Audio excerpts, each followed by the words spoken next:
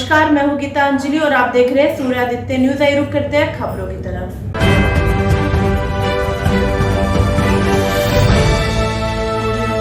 गाजियाबाद के मोदीनगर में शत्रु संपत्ति का विवाद अब राजनीतिक रूप लेता जा रहा है।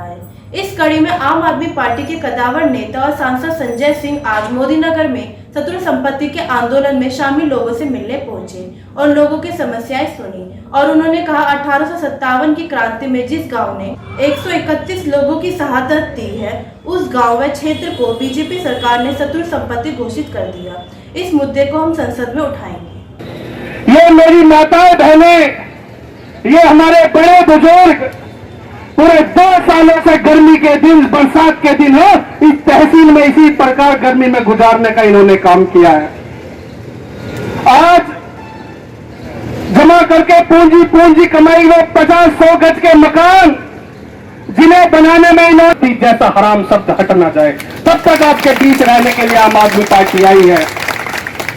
साथियों, मैंने पहले भी ये बात बोली थी कि इस आम आदमी पार्टी का जन्म आंदोलन से ही हुआ है और आंदोलन करके कैसे इन सरकारों की नींद हराम करनी है और उनकी नीयत ठीक करनी है, ये बहुत अच्छी तरह से हमको आता है।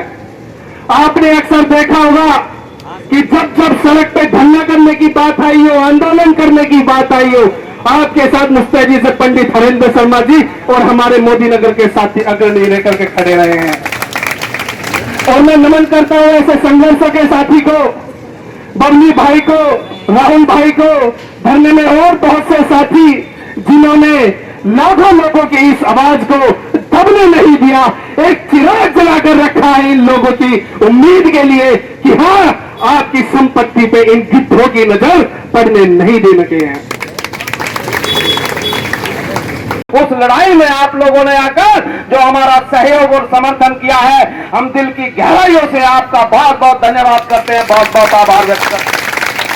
निश्चित रूप से इसमें कोई शक नहीं है, अगर संजय सिंह जी आए हैं, अगर सांसद जी हमारे बीच में आए हैं, तो ये लड़ाई हमारी अब कमजोर नहीं रही है। ये लड़ाई अब पूरे देश में जाएगी।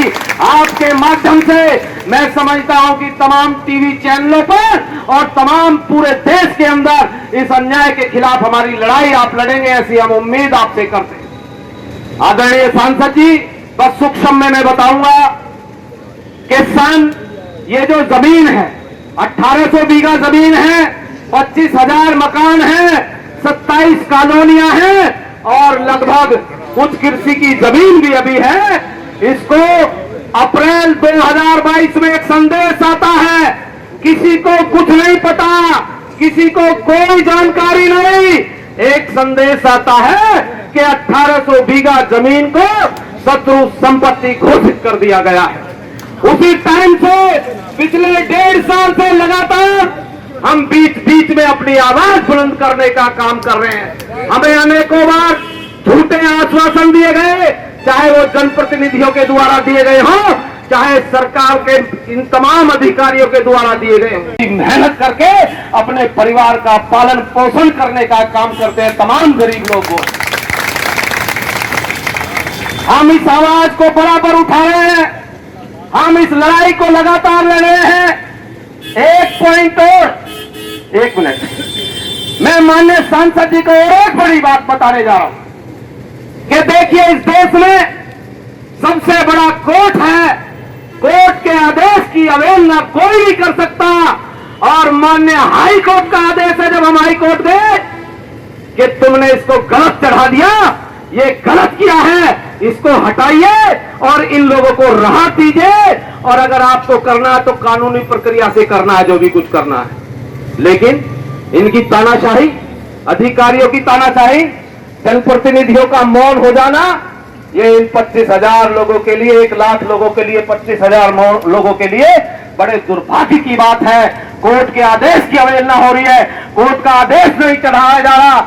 आज माननीय सांसद जी आए हैं, निश्चित रूप से मैं बहुत ज्यादा ना बोलते हुए बस इतना कहना चाहूंगा, आपका आशीर्वाद, आपका ये समर्थन हमें इतनी बड़ी ऊर्जा देकर जाएगा और हम आपसे वादा करते हैं कि इन जालिमों से जब तक इस शत्रु संपत्ति को हटवा नहीं लेंगे, ये आंदोलन खत्म नहीं होगा, इसी तरह चलता रहेगा, हमें न्याय मिलेगा। माननीय सांसद जी हमारी आवाज को उठाने का काम करेंगे और अगर जब भी राज्यसभा चलेगी मैं उम्मीद ये करता हूं कि आप हमारी इस बात को राज्यसभा में उठाने का भी आप काम करेंगे। मैं तमाम लोगों का बहुत बहुत धन्यवाद, बहुत बहुत आभार व्यक्त करते हुए तो मैं यही कहना चाहूंगा अपनी तमाम मोदी नगर की टीम से भी कि आपने बहुत साथ दिया है इस आंदोलन में। जैसे जैसे आंदोलन आगे बढ़े आप लोग अपना आशीर्वाद, अपना सहयोग, अपना समर्थन इसी तरह से बनाए रखना। बहुत बहुत धन्यवाद। लड़ाई और लंबी हो जाती है जब आप जैसे लोग पहुंचते हैं और जब आप पहुंचे हैं तो निश्चित रूप से हमारे से धरने में 4 चांद लगने का आज काम हुआ और आज ही इस शासन और प्रशासन की नींद हराम हो जाएगी। आज ही बौखलाहट पैदा हो जाएगी क्योंकि आज देश का ऐसा नेता, ऐसा लीडर हमारे बीच में पहुंचा है। तो मैं आप लोगों के माध्यम से बताना चाहता हूं, ये खबर आपकी पूरे देश में जाने वाली, पूरे देश में जाने वाली रहे हैं। आपका धरना सही दिशा में चल रहा है। नाम बता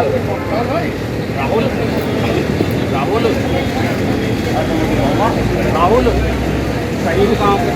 लड़ाई और लंबी हो जाती है जब आप जैसे लोग पहुंचते हैं और जब आप पहुंचे हैं तो निश्चित रूप से हमारे से धरने में 4 चांद लगने का आज काम हुआ और आज ही इस शासन और प्रशासन की नींद हराम हो जाएगी। आज ही बौखलाहट पैदा हो जाएगी क्योंकि आज देश का ऐसा नेता, ऐसा लीडर हमारे बीच में पहुंचा है। तो मैं आप लोगों के माध्यम से बताना चाहता हूं, ये खबर आपकी पूरे देश में जाने वाली, पूरे देश में जाने वाली रहे हैं। आपका धरना सही दिशा में चल रहा है। नाम बता राहुल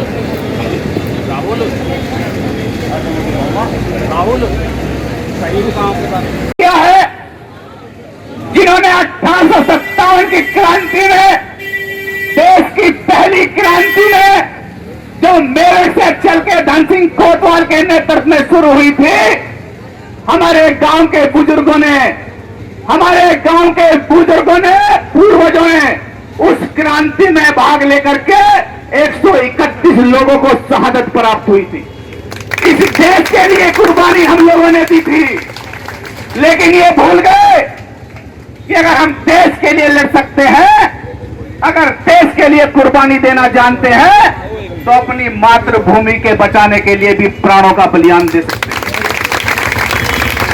निश्चित रूप से हम वो प्रयास करेंगे, वो सारी चीजें करेंगे जो हमें दम होगा।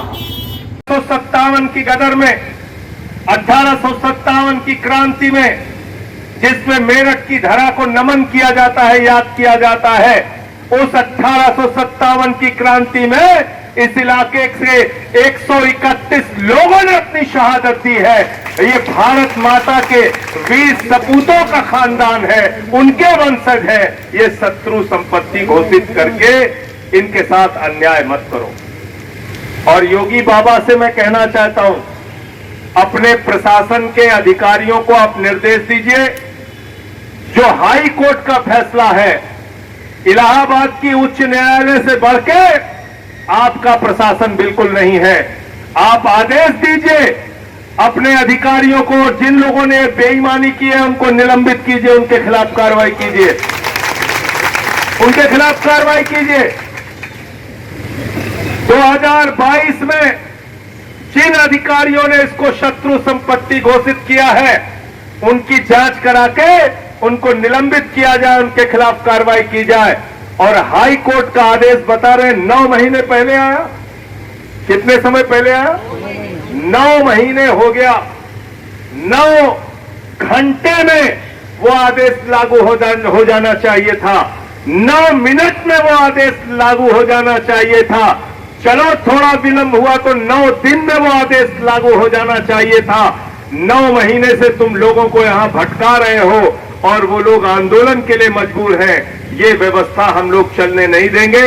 आज एक सांकेतिक रूप से बाबा जी प्रशासन से, उत्तर प्रदेश के मुख्यमंत्री से, और बगल में ज्यादा दूर नहीं है देश के प्रधानमंत्री नरेंद्र मोदी जी भी बैठते हैं। वो कहते हैं डबल इंजन की सरकार है। कहते हैं कि नहीं कहते? हम लोग तो नहीं कहते। कहते मोदी जी के ऊपर भरोसा करके वोट दीजिए। कहते हैं नहीं कहते? कहते हैं ना डबल इंजन की सरकार है। तो यहाँ का जो इंजन है योगी जी वाला और बगल में जो इंजन है मोदी जी वाला, दोनों इंजन सुन ले। अगर यहाँ की जमीन को हाई कोर्ट के आदेश के मुताबिक आप लोगों ने बहाल नहीं किया और इन लोगों को दोबारा इनकी संपत्ति, इनकी जमीन का मालिकाना हक नहीं दिया, तो दोनों इंजन फेल कर दिया जाएगा। दोनों इंजन चलने नहीं पाएगा। नगर में 1800 बीघा जमीन को लेकर जिससे 25,000 घर प्रभावित हैं, शत्रु संपत्ति जो अधिकारियों की कमी की वजह से घोषित कर दी गई, इस पर आप क्या कहेंगे? देखिए, ये सरासर अन्याय है, अत्याचार है यहाँ के लोगों के साथ। लगभग 1 लाख लोग इस एरिया में रहते हैं और आज से नहीं रह रहे हैं, 1952 से रह रहे हैं।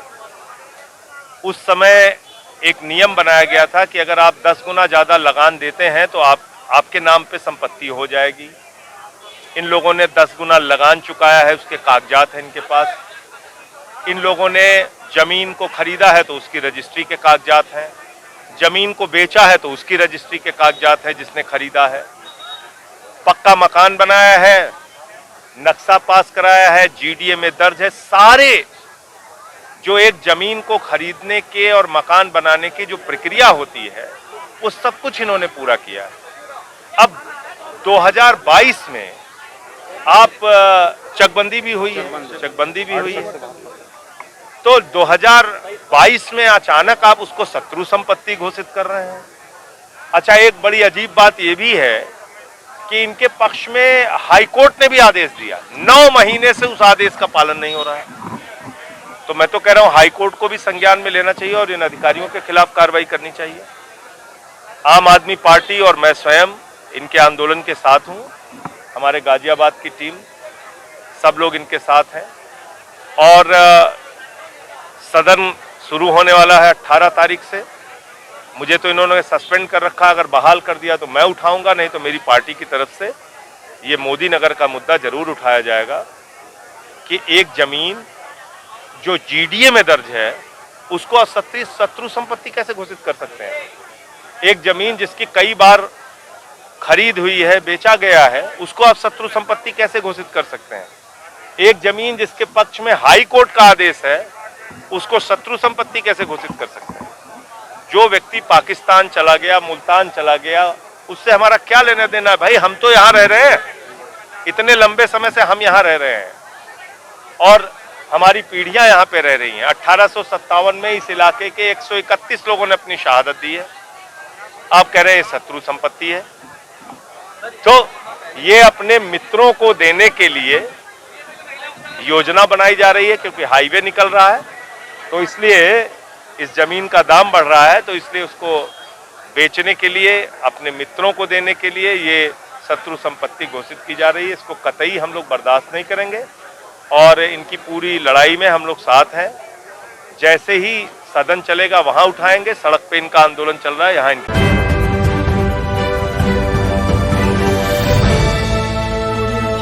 आज के लिए खबरों में बस इतना ही। कल फिर होगी आपसे मुलाकात। हमारे चैनल को लाइक, शेयर और सब्सक्राइब करें। नमस्कार।